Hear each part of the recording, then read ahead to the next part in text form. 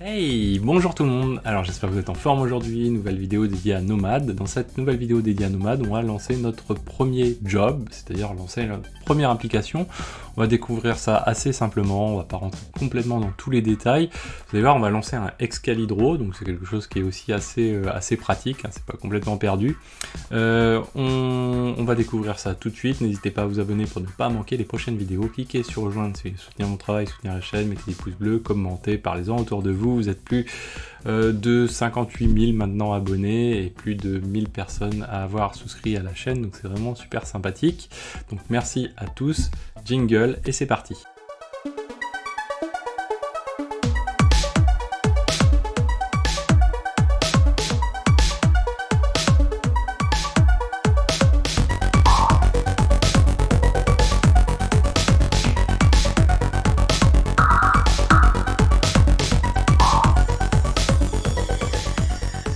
Alors c'est parti pour notre première application avec Nomad. Alors on va pas voir grand chose dans les slides, pour l'instant c'est pas l'objectif, le but c'est déjà de lancer quelque chose sous forme un petit peu d'un Hello World. On a deux possibilités avec Nomad, même plusieurs, d'autres possibilités, mais globalement on va utiliser soit l'interface graphique, soit on va passer par la ligne de commande pour pouvoir lancer notre job. Par l'interface graphique, ça se fait assez facilement, on va le voir tout à l'heure, et l'un n'empêche pas l'autre, c'est-à-dire une fois qu'on a lancé par l'un, on peut récupérer par l'autre aussi ensuite, etc. Là pour l'instant on n'a pas de job, vous voyez, on peut lancer un job de cette manière-ci, copier-coller ici le texte du job, mais s'il existe déjà, on pourra déjà l'avoir. On peut aussi sauvegarder, vous voyez ici, sous forme de template également, les définitions qu'on va avoir. Donc, derrière, on va nous passer plutôt par la ligne de commande. Les commandes à retenir sur Nomad, on va avoir Nomad Node Status, par exemple. Donc, si on part ici, Nomad Node Status. Donc là, vous en doutez, hein, le but c'est de lister les machines du cluster sans prendre en compte les masters. C'est vraiment les workers qui sont mis à disposition. Donc on voit ici si elles sont éligibles, leur statut, leur appartenance à un pool éventuellement, leur ID, le DC d'appartenance également, et leur petit nom. Hop là. Ensuite, donc du coup, on peut lister les jobs. Nous, ce qu'on va faire, c'est qu'on va déjà commencer par en lancer un. Donc on peut quand même lister, on va faire Nomad job status. Alors on aurait préféré peut-être avoir liste. Le status équivaut à liste, hein, finalement, puisque c'est lui qui permet de décrire l'ensemble des objets en question. On va ouvrir un autre terminal, tiens, voilà, on va faire comme ceci. Donc on veut lancer notre Excalibro. Donc ce que je vais faire, c'est que je vais copier-coller ça et on va regarder bloc après bloc les choses. Hop là. Je crois que j'ai fait n'importe quoi. Hop là, joli. Hop là. Alors, CAD de Excalibro. Voilà. Donc, ce que l'on fait, on va faire ceci. On va se rendre ici. Donc le but c'est d'avoir un client, donc il peut être remote, il peut être à l'extérieur du cluster. Moi en l'occurrence il est sur le master. Souvenez-vous quand on avait fait l'installation, pardon, on avait aussi défini, alors je sais plus à quel endroit je l'ai défini, peut-être dans etc profile ou profile.d Nomad, voilà. Ici, j'ai une variable d'environnement, Nomad ADDR, qui permet de définir l'endroit où on va pouvoir joindre le cluster. Là, elle est importante dans le cadre de l'utilisation de Vagrant. Souvenez-vous, on avait vu notre installation avec Vagrant, parce que derrière, Vagrant, souvenez-vous, il risque de prendre souvent, en tout cas Nomad risque de prendre la première interface qui lui vient sous le coude, en dehors de la loopback bien sûr, et de prendre celle-ci. Donc du coup ça ne fonctionnera pas, donc là on a surchargé les choses un petit peu avant. Décidément, Vim, donc du coup on va faire notre Excalibro, très pratique pour faire les schémas, ce que j'utilise assez souvent. .hcl, certains mettent .nomad, là en l'occurrence c'est du HashiCorp Language, donc du coup... moi je préfère respecter ça. Donc derrière il faut voir les choses comme des boîtes, hein, donc des poupées russes. Premier élément, le niveau du job, suivi ensuite d'un niveau inférieur qui est le groupe, suivi ensuite d'un niveau inférieur qui est la task. Là en gros, donc job, groupe, task, c'est l'empilement un petit peu des choses. Dans un job, on peut avoir plusieurs groupes, dans un groupe, on peut avoir plusieurs tasks. C'est la fonction de base. Si vous voulez faire un petit peu le pendant avec Kubernetes, on pourrait dire que le groupe s'apparente un petit peu au pod. Pourquoi? Parce que les éléments qui sont lancés au sein d'un même groupe vont disposer grosso modo, on va dire, du même réseau, du même namespace, en tout cas du même environnement mis à disposition. Donc ça, c'est quelque chose d'important. De la même manière également, c'est au niveau du groupe qu'on va pouvoir gérer, vous voyez ici le count, c'est-à-dire le nombre de réplicas. Là, en l'occurrence, nous, on n'en veut qu'un seul. C'est aussi ici qu'on va pouvoir définir la manière dont on va agir au niveau du réseau. Pas que à cet endroit-là, mais notamment à cet endroit-là. Au niveau de la task, c'est un petit peu différent, ça va être vraiment spécifique à l'application qu'on va lancer, au runtime qu'on va utiliser pour notre application. Là, en l'occurrence, moi, j'utilise un driver Docker. Qu'est-ce qui se passe en préalable de ça? C'est que j'ai déjà installé Docker, en fait. J'ai pas eu besoin de modifier la configuration de Nomad pour qu'il puisse prendre en compte le fait que j'ai Docker de disponible comme driver. Il a découvert qu'il était installé, donc du coup, je vais pouvoir l'utiliser de base. C'est-à-dire que si je me rends, mais ça on l'a déjà fait ensemble, dans /etc nomad, voilà, comme ceci, j'ai rien qui spécifie pour ce cas de figure que j'utilise Docker. Attention, pour d'autres providers, on verra d'autres, c'est nécessaire à réaliser.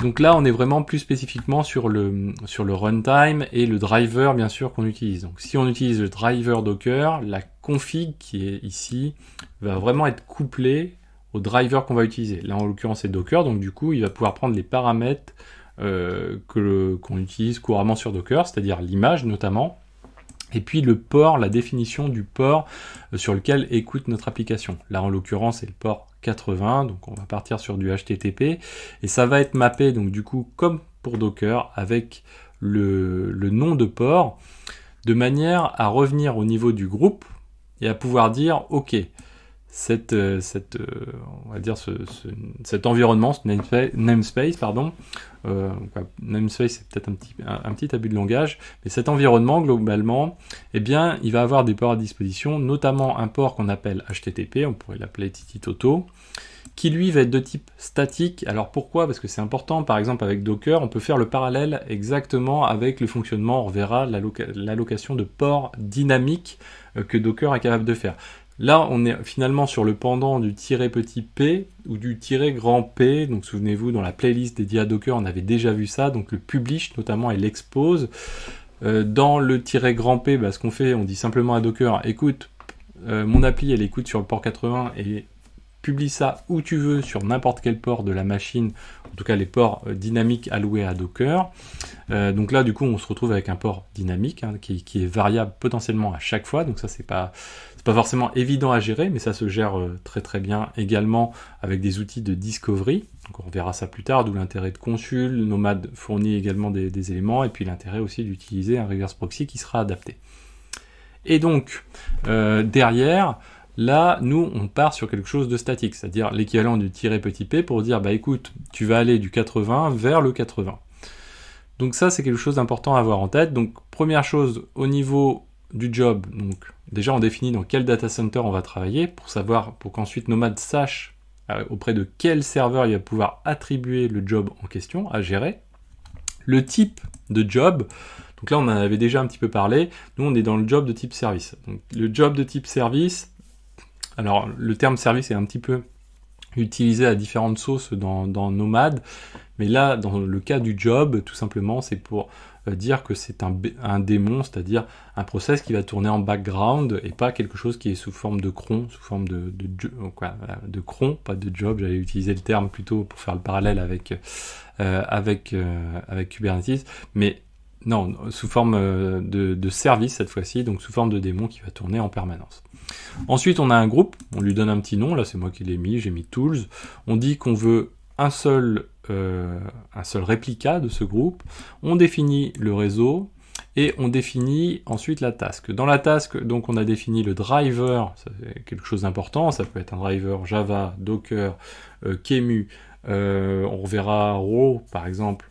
Donc voilà, il y a pas mal de petites choses intéressantes. Le Raw, l'intérêt, c'est que vous allez pouvoir taper directement sur un dépôt Git, donc GitHub, etc., ou sur un dépôt de code plus classique ou de binaire applicatif, vous allez pouvoir même lui passer des paramètres d'authentification et il va pouvoir récupérer lui-même les éléments à distance sans que ce soit des images Docker pour autant.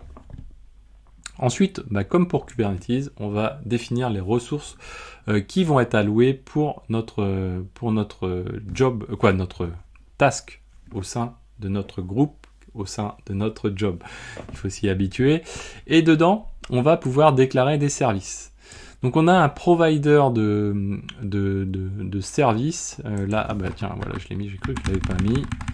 Donc on a un provider de services. Par défaut, Nomad fournit déjà des services au même titre un petit peu que Consul, mais en étant beaucoup moins complet que Consul, mais en fournissant déjà les éléments de base.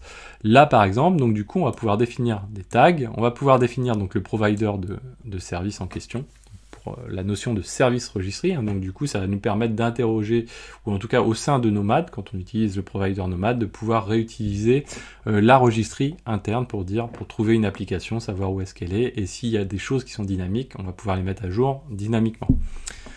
Ce service, on va pouvoir lui déclarer ensuite le port sur lequel il fonctionne, ça tombe bien, c'est celui qu'on a nommé HTTP. Et puis derrière, on va pouvoir, et ça c'est la partie un petit peu plus intéressante aujourd'hui, définir un health check. De la même manière, vous voyez exactement que Consul, attention, il est plus pauvre que Consul, il permet pas de checker autant de choses, mais il permet quand même de checker les choses de base. Nous, on va dire son type, donc il est de type HTTP, un petit nom au check en question. L'endroit, donc du coup on est en HTTP, l'endroit qu'on va chercher à requêter, nous en l'occurrence slash, l'intervalle et le timeout pour éviter pour définir à partir de quel moment ça commence à mal se passer. Donc là on va enregistrer ça, et là on va pouvoir lancer notre job. On va, avant même de lancer notre job, à la manière de Terraform, donc faire un plan. Donc on va faire un nomad job plan. Hop là, je suis parti au moins. Ouais, je me disais aussi. Hop là, nomad job plan. Et là derrière, on va prendre notre Excalibro comme ceci. Donc là, il va nous dire qu'est-ce qu'il va faire, quelles sont les différences par rapport à ce qui existait déjà avant. Bon là, bien sûr, il n'y a pas de différence.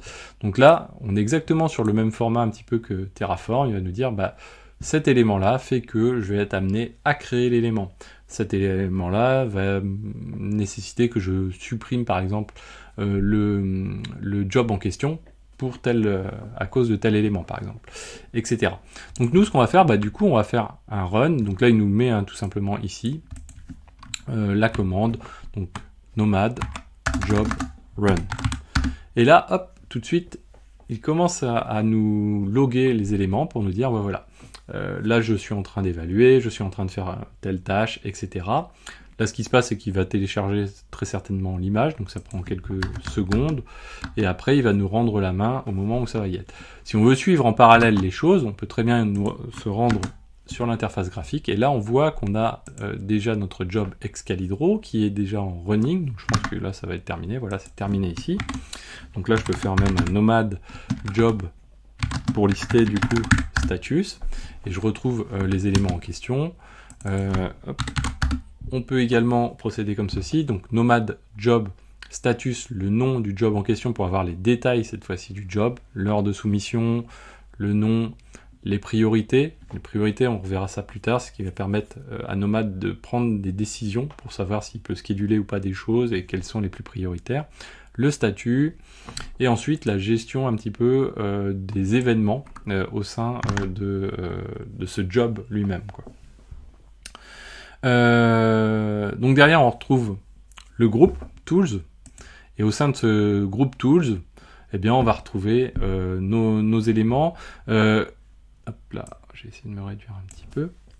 Derrière on peut aussi aller du coup consulter ici les logs en question. Alors c'est pas pratique, voilà, les logs, et il va s'adapter au provider. Du coup vous allez retrouver vos logs. On verra, c'est très intéressant, je pense qu'on le fera lors de la prochaine vidéo. C'est très intéressant notamment pour le format pour le provider raw, c'est qu'il va isoler complètement dans un environnement le binaire une fois qu'il est lancé, et du coup il va être capable aussi de reprendre son std-out, de l'isoler, de le ch-router. Donc ça c'est aussi quelque chose qui est intéressant. On a le std-out, on a le stdr ici. le stdr, je vois pas pourquoi il nous affiche ces éléments-là, mais c'est pas grave. Quoi d'autre encore, si on revient sur notre job, on a pas mal d'autres éléments, bien sûr. On va retrouver donc les statuts. Donc au début, il était en pending hein, quand il déployait. Il pourrait être en failed. Et on pourrait avoir besoin de le débugger pour retrouver l'ensemble des éléments. Pour le dernier déploiement, vous voyez qu'on a sous forme chronologique cette fois-ci, l'ensemble des on va dire des commits, ou en tout cas de l'historique que l'on a passé. Et on peut retrouver l'état à chaque fois des éléments. La version, donc là c'est la première puisqu'on vient de faire notre premier déploiement, et surtout la définition qu'on avait vue tout à l'heure, finalement cette partie à compléter, là on peut aller modifier éventuellement, donc on clique sur Edit, toc, on va aller éditer, et voilà, donc là on a, vous voyez aussi la possibilité de switcher entre les spécifications du job uniquement, ou l'intégralité de la définition, c'est-à-dire qu'il y a aussi d'autres métadatas qui sont transmises au cluster, en master, pour pouvoir faire le travail. Donc vous avez d'autres éléments, les évaluations qui sont réalisées, et derrière, effectivement, hop, on va revenir, ici on avait les logs, mais c'est pas ça que je voulais vous montrer. Hop. C'est pas grave, tant pis. Donc, si on va dans notre interface ici, on va faire un nomade, service, status, hop là, service list cette fois-ci, celle-ci j'avais zappé, service list, et là vous voyez qu'on retrouve notre service en question qui est celui-ci, là cette fois-ci info il me semble, info, hop voilà, donc on retrouve du coup cette fois-ci l'endroit où il a été alloué ce service, et surtout ça nous permet d'avoir le détail de savoir où est-ce qu'il est et sur quel port il répond. Donc c'est on va dire les éléments de base d'une registrie de service. Derrière, donc du coup, je vais pouvoir me rendre dans mon navigateur, hop, et c'est parti. Et donc là, j'ai Excalibro, donc si je veux travailler, je peux faire des petites choses qui vont bien. Alors attention, les données ne sont pas persistées, hein, ça veut dire que si on crache le job et qu'on le redémarre, on va perdre à coup sûr les données. Alors derrière, qu'est-ce qui s'est passé quand même, si on regarde un petit peu, si je fais un docker ps, hop là, docker ps, je suis pas sur la bonne machine effectivement, donc là ce qu'il nous faut, alors petite gymnastique, donc on va prendre nomad node status, et là donc du coup si je fais un nomad job status, on va prendre le job Excalibro, comme ceci. Et là, on va retrouver l'endroit où il a été alloué, node ID, pardon, celui-ci, DA, quoi, 2E83DA, 2E83DA, on le retrouve ici, donc c'est notre No3. Notre No3, donc du coup, on va ouvrir une nouvelle fenêtre, SSH No3. Donc bien sûr, on est sur un worker, tout à l'heure j'étais sur un master. On va zoomer un petit peu, hop, on va faire un docker ps, et là on retrouve notre fameux Excalibro qui tourne sur Docker. Donc qu'on lance du Docker, qu'on lance du raw, la manière va être de pouvoir avoir une sorte de couche agnostique, finalement une couche logique qui va faire un petit peu abstraction du provider, pas tout à fait complètement quand même, mais qui va permettre surtout d'avoir un cluster où on va pouvoir lancer différentes choses, des choses qui vont être sous forme de container ou pas. Donc ça c'est assez sympathique également. Et là on retrouve finalement la publication des ports dont on parlait tout à l'heure, c'est-à-dire on sait que l'applicatif est sur le port 80 et que dedans, et que derrière, pardon, on va faire un publish sur le port 80 de la machine. Donc si je fais un netstat-top, ici, je suis en train d'écouter sur le port 80, ben voilà, on la retrouve ici, je suis en train d'écouter sur le port 80. On pourrait faire un inspect aussi sur le container pour avoir un peu plus d'éléments, mais ça c'est le principe de base de Nomad, avec notamment des identifiants, quoi, des ID, des identifiants internes qui permettent derrière de vérifier les éléments, de versionner les éléments également. Le service, on peut aussi le retrouver ici dans les jobs. Donc job, Excalibro, service. On retrouve le service en question, on retrouve les tags, hein, un petit peu mis en forme même comme consul. On sait que ça a été défini au niveau task. Ça correspond à une seule allocation, on n'a pas plusieurs réplicas. Et on retrouve ici les allocations en question, et on sait qu'ils se situent à cet endroit-là. Donc là, c'est un petit peu plus facile par l'interface graphique, effectivement. Derrière la définition, on peut s'amuser à faire un truc, c'est qu'on peut s'amuser à lancer deux réplicas. Donc là, il nous dit, ok, voilà, je vais être obligé d'en créer un. Il y en a un qui va rester sur place, et l'autre, je vais créer. Alors, j'ai que 3 workers, donc là, si j'en lance 4, ça ne fonctionnera pas. Il y en a un qui ne pourra pas tourner et le déploiement va fade à la fin, quoi. En tout cas il ne pourra pas continuer, parce que tout simplement, des ports 80, j'en ai que un par machine, donc du coup il y a d'autres problématiques à régler, mais ça on le reverra un petit peu plus tard. Donc là il est en train de déployer le second, donc si derrière on se rend sur les services, ici on voit qu'on a 2 allocations, et la deuxième allocation, vous voyez, c'est sur l'autre ici. Alors attention, ça ne fait pas en sorte que les données sont... Hop, je ne suis pas parti sur le bon. Sur celui-ci, voilà. Toc, voilà. Ça ne fait pas en sorte que les données sont pour autant partagées, hein. Donc il ne faut pas faire n'importe quoi. C'est comme sur Kubernetes, hein. Si vous faites de la base de données ou les types d'applicatifs que vous avez, derrière il ne faut pas oublier de persister la donnée, la partager et faire en sorte que ce soit scalable ou pas, mais en tout cas savoir ce qu'on fait avec. Ça c'est quelque chose qui est très important. Voilà, donc on va s'arrêter pour aujourd'hui. Alors ce qu'on va faire, c'est qu'on va stopper le job. Alors soit on le fait par l'interface graphique, soit on le fait par ici. Hop là. On va le faire par ici. Donc on va faire un nomad job status, toujours pour récupérer notre nom de job. Et on va faire un job stop. Donc on peut le stopper. Derrière, c'est un peu comme Docker, hein, ça va permettre de le garder quand même en état. Donc si je refais un status, je l'ai encore. Et là, donc finalement, ça correspond à ce qu'on a ici, c'est-à-dire, hop, si je me rends ici, vous voyez qu'on ne l'a pas purgé encore, il n'est pas démarré, donc il en est à stopper. Moi, ce que je veux, c'est cleaner les jobs complètement, donc du coup, il faut purger. Hein, donc du coup, pour ça, j'aurais pu faire même directement, purge, et le nom du job en question. Donc là, il est en train de le nettoyer. Il n'est plus là ici. Et bien sûr, si je le fais là, je ne l'ai plus. Et si je rafraîchis la page, je ne l'ai plus non plus. J'espère que cette vidéo vous a plu. N'hésitez pas à la partager, à mettre des pouces bleus, à commenter. Vous êtes de plus en plus nombreux à suivre la chaîne. Donc ça, c'est vraiment extrêmement sympathique. Et moi, je vous dis à très bientôt sur Xavki. Ciao à tous!